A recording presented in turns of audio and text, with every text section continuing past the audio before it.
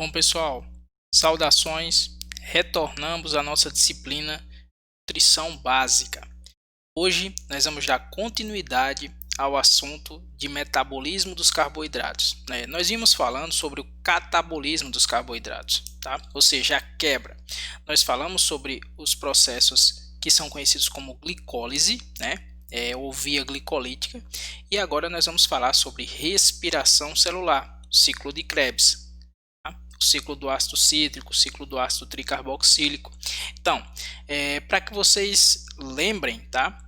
Essa etapa do ciclo de Krebs que vocês estão vendo aqui, ela só ocorre naquelas células em que o status de oxigênio na célula permite esses processos. Por quê?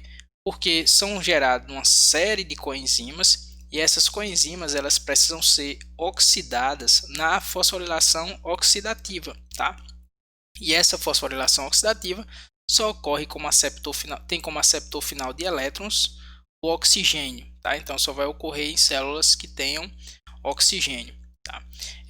Então esse ciclo de Krebs, o ciclo do ácido cítrico, o ciclo do ácido tricarboxílico, ele vai ocorrer nas mitocôndrias, na matriz mitocondrial das células, tá? Então, naquelas bactérias que não possuem mitocôndrias, ele pode ocorrer no protoplasma, mas nas células que possuem mitocôndrias, ele vai ocorrer na matriz mitocondrial dessas células, tá? Dentro das mitocôndrias, diferente do ciclo de Krebs, do ciclo da glicólise, da via glicolítica, que ocorre no citoplasma das células. Então, esse ciclo de Krebs ele se inicia com a molécula de acetilcoenzima A. Essa molécula de acetilcoenzima A que vocês estão vendo aqui, tá? É uma molécula que tem 2 carbonos. Então, vou aqui pegar meu apontador, tá? Essa molécula de acetilcoenzima A que vocês estão vendo aqui, ó, acetil, molécula de 2 carbonos, tá? Entretanto, essa molécula de acetil, ela vai ser ligada a uma coenzima A, que é tudo isso aqui, ó, tá? Então, essa molécula de acetilcoenzima A, que é ligada à coenzima A, que é tudo isso aqui, serve basicamente para facilitar o transporte dessa molécula da membrana externa da mitocôndria para a membrana interna da mitocôndria para ter acesso à matriz mitocondrial. De onde vem essa molécula de acetil, tá? Essa é uma das informações mais importantes, a origem dessa molécula de acetil. Pessoal, o ciclo de Krebs, apesar de nós estarmos falando aqui, do catabolismo de carboidratos, não quer dizer que essa molécula acetil venha apenas do catabolismo de carboidratos. Vocês vão ver que o ciclo de Krebs ele é uma fornalha, por assim dizer, a literatura fala isso, onde ela queima carbono derivado de várias fontes, tá? Lipídios, proteínas. Nós estamos utilizando o exemplo de carboidratos aqui para introduzir o assunto do ciclo de Krebs, tá? Então, essa molécula de acetil que vocês estão vendo aí, ela pode vir de várias origens. Como nós estamos falando do catabolismo de carboidratos, vamos imaginar que essa molécula de acetil ela veio do piruvato.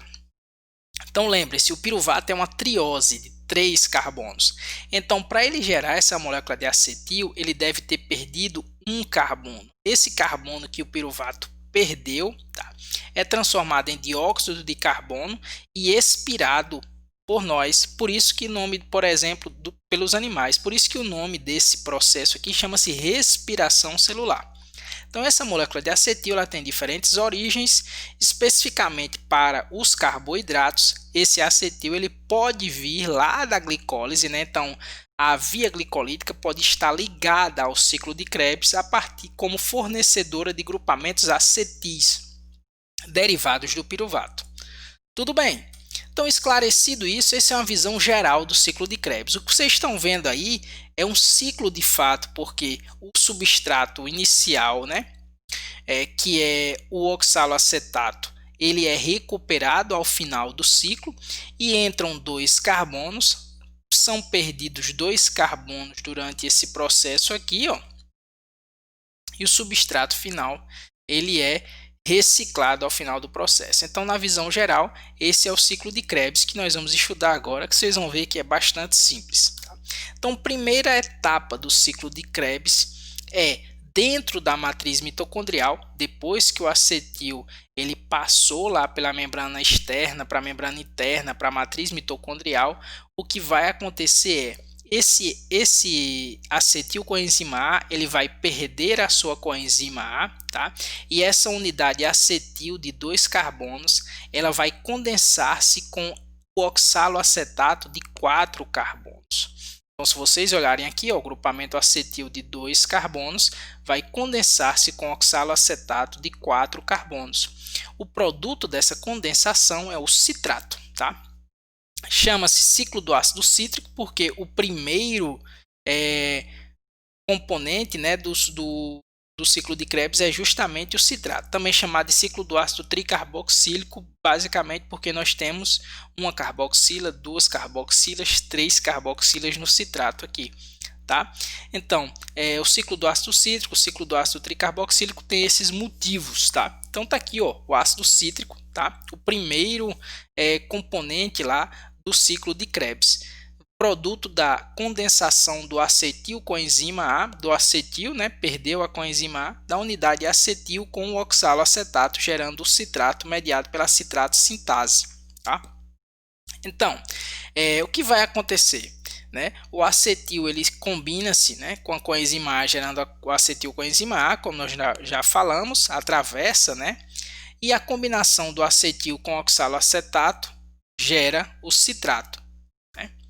A coenzima A, então, ela deixa, né, e vai pegar outra unidade acetil lá no citoplasma da célula. Então, nós temos uma molécula de 4 carbonos, oxaloacetato, ele condensa-se com a molécula de 2 carbonos, o acetil, gerando o citrato de 6 carbonos. Tá? O que vai acontecer posteriormente? A molécula de citrato ela vai sofrer uma desidratação, gerando o aconitato, e esse aconitato vai sofrer uma reidratação, gerando o isocitrato. Pessoal, pode parecer estranho esse processo aí, mas basicamente, se vocês olharem, o isocitrato ele é diferente do citrato. Apesar de ser uma molécula continuar a ser com 6 carbonos, tá? Continuar a ter os 3 ácidos carboxílicos, mas eu quero que vocês reparem que a estrutura ou os ligantes dos carbonos eles são diferentes. E essa diferença é totalmente importante nas etapas que vêm a seguir. Então, a etapa seguinte, a síntese do citrato a partir da condensação do oxaloacetato com o acetil é a isomerização do citrato a isocitrato. E agora prestem atenção porque na etapa seguinte nós vamos ter a primeira descarboxilação. Então, o citrato de 6 carbonos, né, ele vai ser transformado a isocitrato. Isso é uma etapa do ciclo de Krebs, tá? Ele vai sofrer uma desidratação, originando o isocitrato. O citrato está sendo preparado, né, o isocitrato está sendo preparado para as oxidações a seguir. Então, o que é que vai acontecer? O isocitrato ele vai gerar, né, o alfa-cetoglutarato. Se vocês olharem aqui, né, o isocitrato ele tem 6 carbonos e o alfa-cetoglutarato ele só vai ter 5 carbonos, tá? Então, o isocitrato 1, 2, 3, 4, 5, 6 carbonos, tá? 1, 2, 3, 4, 5, 6 carbonos. E o alfa-cetoglutarato 1, 2, 3, 4, 5 carbonos. O que é que aconteceu? Um dos carbonos foi perdido por descarboxilação.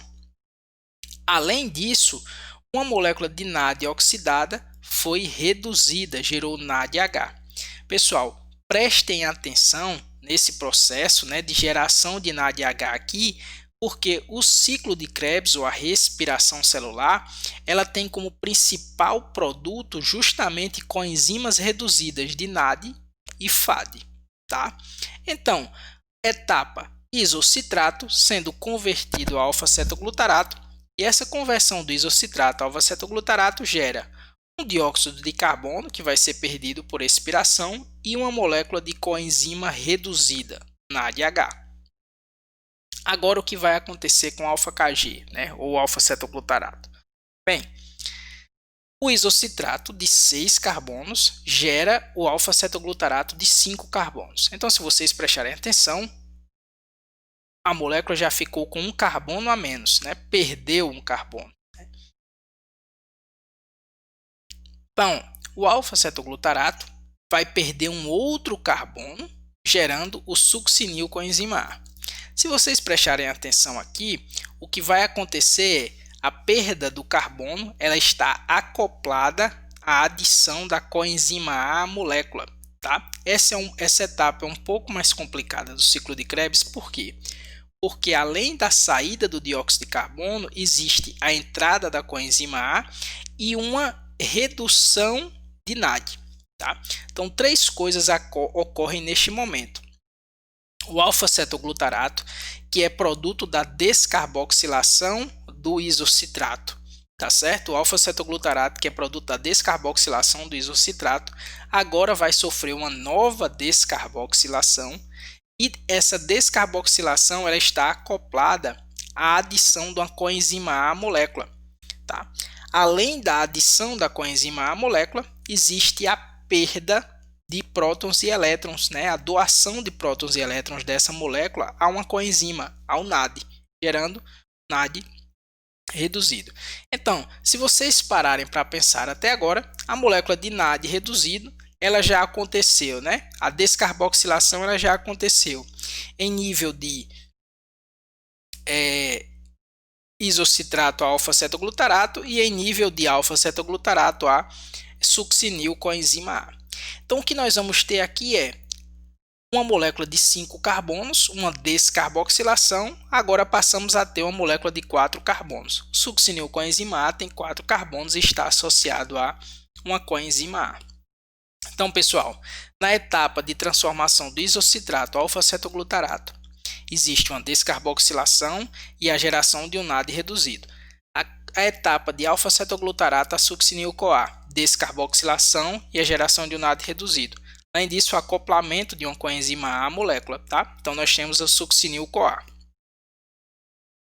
A etapa seguinte, né, da transformação do succinil coenzima A a succinato, gera-se uma coenzima, gera-se um GTP, tá? Então, prestem atenção que esse GTP aqui, que é uma molécula similar ao ATP, tá? Uma fosforilação é o único GTP formado durante esse processo. A saída da coenzima A vai mediar essa geração desse GTP, né? Essa guanosina trifosfato. Tá? E a transformação do succinil-CoA em succinato. O que eu quero que vocês prestem atenção aqui é o seguinte. Até o succinil coenzima A, nós tivemos sucessivas descarboxilações, tá? Então, nós tínhamos 6 carbonos no citrato, que foi produto da condensação do oxaloacetato de 4 carbonos com o acetil de 2 carbonos, gerando o citrato. Esse citrato ele foi isomerizado a isocitrato, que continuou com 6 carbonos. Depois, esse isocitrato ele foi reduzido, ele foi oxidado ao alfa-cetoglutarato, que tem 5 carbonos. O alfa-cetoglutarato foi reduzido ao succinil-CoA com 4 carbonos. E esses 4 carbonos eles vão permanecer no do succinil-CoA até o final do ciclo de Krebs. Então, as etapas que vão acontecer a seguir, elas estão mais vinculadas a rearranjos moleculares para a síntese de NAD e FAD, do que efetivamente a retirada ou desorganização de qualquer outro carbono da molécula seguinte. Tudo bem?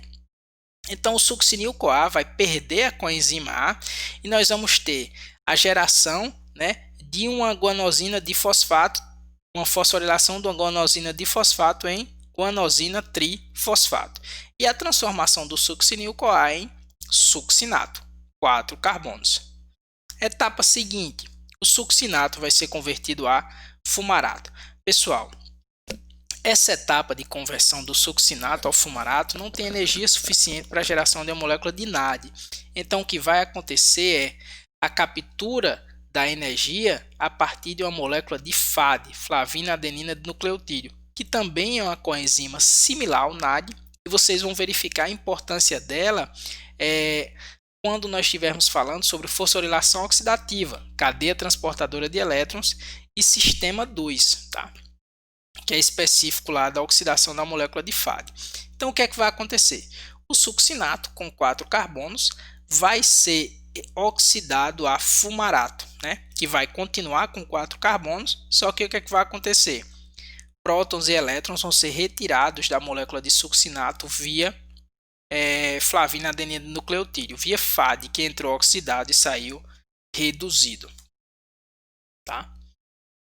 Esse FAD, né, esse fumarato, vai dar origem ao malato. A síntese de fumarato a malato, tá, é apenas uma hidratação. Então o fumarato ele vai ser hidratado a malato e posteriormente o malato ele vai ser oxidado a oxaloacetato. Tá? Então são duas etapas conjugadas aqui do ciclo de Krebs. Fumarato a malato, tá? Malato, essa é uma hidratação, e do malato ao oxaloacetato, essa daqui é uma oxidação. Então o malato, derivado da hidratação via fumarato, vai ser oxidado ao oxaloacetato. Então a molécula de NAD oxidado vai ser reduzida a partir dessa conversão do malato a oxaloacetato. Se vocês estiverem vendo aqui, ó, desde o succinil-CoA com 4 carbonos, passando pelo succinato, fumarato, malato e oxaloacetato, todos vão manter o número de carbonos iguais. O que vai acontecer são rearranjos moleculares para permitir saída de prótons e elétrons, e essas saídas de prótons e elétrons sendo capturadas por coenzimas. Coenzimas que vêm oxidadas e saem reduzidas. Então vocês já viram um número significativo de coenzimas aí durante esse processo. Aqui dá uma ideia mais ampla para vocês, tá? Chegando ao oxalacetato. Ó. O citrato, isocitrato, uma descarboxilação, geração de NAD. O isocitrato, alfa-cetoglutarato, a succinil-CoA, descarboxilação, geração de NAD. Succinil-CoA, succinato, formação de GTP. Succinato a fumarato, geração de FAD, malato oxalacetato, geração de NAD. Então nós temos várias coenzimas sendo geradas durante esse processo daqui do ciclo de Krebs, né? E pouco ATP sendo gerado.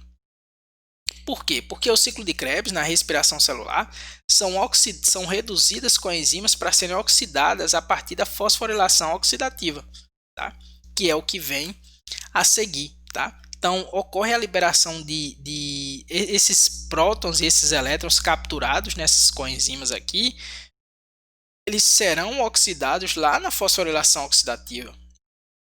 E lá na fosforilação oxidativa, eles serão utilizados para a geração de ATP. Tá? Então, essa é uma visão geral do ciclo de Krebs. Tá? Citrato, isocitrato, alfa-cetoglutarato, succinil-CoA, succinil-CoA, né? Succinato, fumarato, malato oxalacetato. Tá? Então, nessas etapas aqui estão claras as descarboxilações e a geração de NAD. Então, o que nós vamos ter? Uma descarboxilação e a geração de NAD reduzido entre o isocitrato e o alfa-cetoglutarato, uma descarboxilação e a geração de NAD entre o alfa-cetoglutarato e o succinil-CoA, uma geração de FAD entre o succinato e o fumarato e uma geração de NAD entre o malato e o oxalacetato. Tá? Então vão ser 3 NADs e um FAD por molécula de acetil que entra dentro do ciclo de Krebs. Então 3 NADs e um FAD por molécula de acetil que entra dentro do ciclo de Krebs. Bem, aí nós chegamos na fosforilação oxidativa. Pessoal, assim como o ciclo de Krebs, eu estou utilizando o exemplo dos carboidratos por serem normalmente as fontes de mais uso de energia para introduzir conceitos como a fosforilação oxidativa e o ciclo de Krebs. Isso não quer dizer que a fosforilação oxidativa só ocorra no catabolismo dos carboidratos, tá? Então, ela também vai ocorrer no catabolismo das gorduras e das proteínas, tá? A fosforilação oxidativa, ou cadeia transportadora de elétrons, né, ela vai ocorrer nas cristas mitocondriais e ela depende de sistemas, tá? De complexos enzimáticos alojados lá nas cristas mitocondriais, e esses complexos enzimáticos alojados nessas cristas mitocondriais, eles vão criar um fluxo de elétrons, e esse fluxo de elétrons é que vai ser o principal responsável pela síntese de ATP, tá? Então, como é que se dá? Bem, essa fosforilação oxidativa, ela só vai funcionar se eu tiver NAD e FAD reduzido, tá? Então, NADH e FADH2 reduzidos. E se eu tiver oxigênio como aceptor final de elétrons, tudo bem? Então, só vai funcionar se eu tiver NAD reduzido, FAD reduzido e oxigênio como aceptor final de elétrons. Então, como é que ela funciona? Normalmente, essa é a membrana externa da mitocôndria. Ó. Vocês estão aqui vendo o meu cursor. Membrana externa, membrana interna. Esse é o espaço intermembrana. E esses são os complexos. O complexo 1, complexo 3, complexo 4 e a ATPase sintase aqui. O que é que vai acontecer? Esses NAD e FAD, tá? Eles vão doar prótons e eles vão doar elétrons aqui. Esses elétrons que vêm com esse NAD, né? Principalmente o NAD, não o FAD, o NAD. Esses elétrons que vêm com o NAD aqui, eles vão estimular esse complexo, tá certo? Esse complexo então abre e 4 íons hidrogênios, 4 prótons de hidrogênios que estão no espaço na matriz mitocondrial, eles conseguem ultrapassar a proteína, o complexo, para o espaço intermembrana. Então, todo o processo de fosforilação oxidativa ele está relacionado justamente a uma modificação na configuração desses complexos, permitindo a passagem dos íons hidrogênios que estão na matriz para o espaço intermembrana. Toda vida que o NAD traz e doa esses elétrons, a coenzima, né, o complexo modifica-se, permite a passagem de íons hidrogênios e esses íons hidrogênios saem do espaço da matriz mitocondrial para o espaço intermembrana. É justamente o retorno desses íons hidrogênios do espaço intermembrana para a matriz mitocondrial a favor do seu gradiente de concentração que gera a molécula de ATP. Então, vamos explicar como isso ocorre para vocês. Então, a molécula de NAD, né, rica em prótons e elétrons, né, ela se aproxima aqui desse complexo 1, né, são várias proteínas. Os elétrons que estão nessa molécula de NAD passam, né, dessa molécula de NAD para esse complexo 1. Esse complexo 1 então é modificado pela presença desses elétrons e permite a passagem de 4 íons hidrogênios que estão no espaço da matriz mitocondrial para o espaço intermembrana. Posteriormente, esses elétrons eles são transportados por uma biquinona do complexo 1 para o complexo 3. Aqui no complexo 3, chegando, esses elétrons vão promover a mesma modificação, tá bom?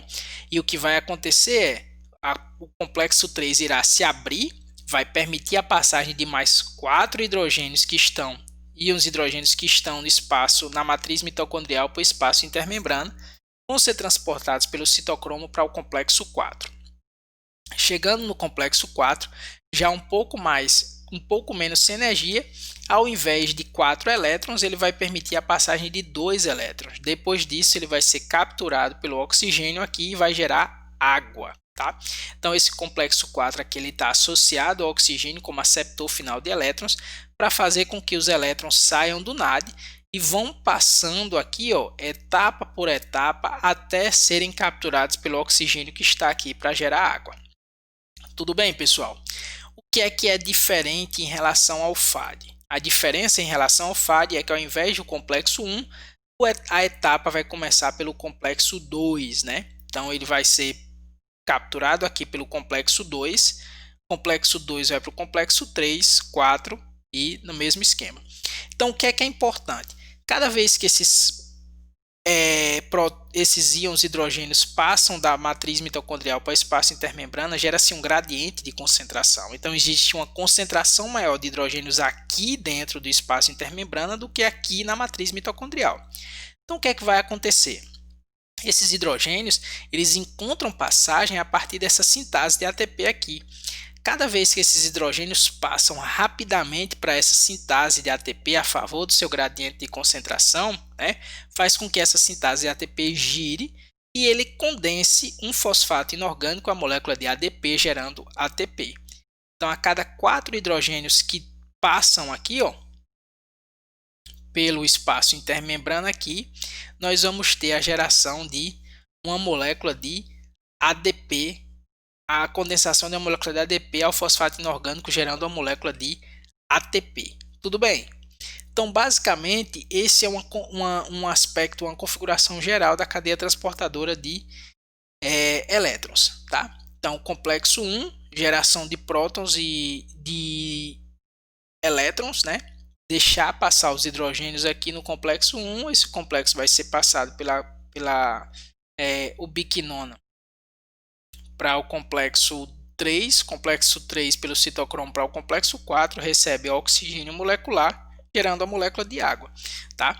E o que vai acontecer é, espaço intermembrana retorna pela ATPase sintase, gerando ATP.